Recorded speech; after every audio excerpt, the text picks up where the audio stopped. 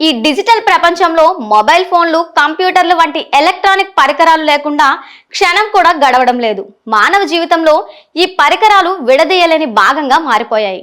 Digital ఉపకరణాల వాడకం పెరుగుతున్న కొద్దీ ఈ వేస్ట్ అంటే ఎలక్ట్రానిక్ వ్యర్థాలు కూడా ఎక్కువ అవుతున్నాయి. అయితే ఈ వేస్ట్ సమస్యను పరిష్కరించడానికి ఆంధ్రప్రదేశ్ ప్రభుత్వం నడుం బిగించింది. ఈ నేపథ్యంలో ఈ వ్యర్థాల నిర్వహణకు ప్రత్యేక ప్రణాళిక రూపొందించింది. ఇంతకీ ఏంటా ప్రత్యేక ప్రణాళిక?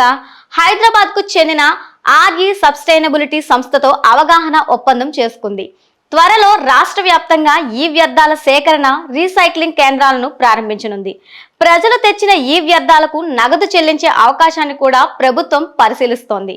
పాడైపోయిన ఎలక్ట్రానిక్ పరికరాల విడి భాగాల్లో ప్రమాదకరమైన, పర్యావరణానికి హాని చేసే లెడ్, కాడ్మియం, మెర్క్యూరీ వంటివి ఉంటాయి. ఇలాంటి మూలకాల వల్ల నీటి వనరులు కలుషితమవుతున్నాయి. ఈ వ్యర్థాలు మట్టి వాతావరణంలో కూడా కలిసిపోయి విషతుల్యంగా మారుతున్నాయి.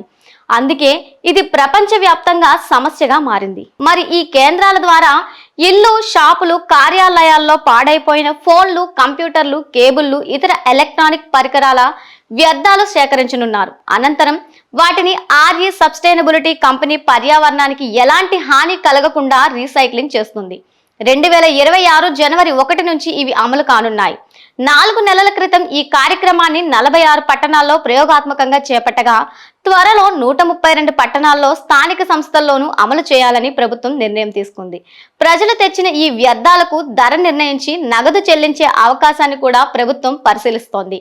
ఇలా చేయడం వల్ల ప్రజలు, వ్యాపారులు తమ ఇల్లు, దుకాణాల్లోని వ్యర్థాలను పడేయకుండా ఈ వేస్ట్ కేంద్రాలకు తరలిస్తారని భావిస్తోంది. కాగా ఈ వేస్ట్ సేకరణకు త్వరలో ఒక మొబైల్ యాప్ కూడా తీసుకొచ్చేందుకు ప్రభుత్వం యోచిస్తోంది.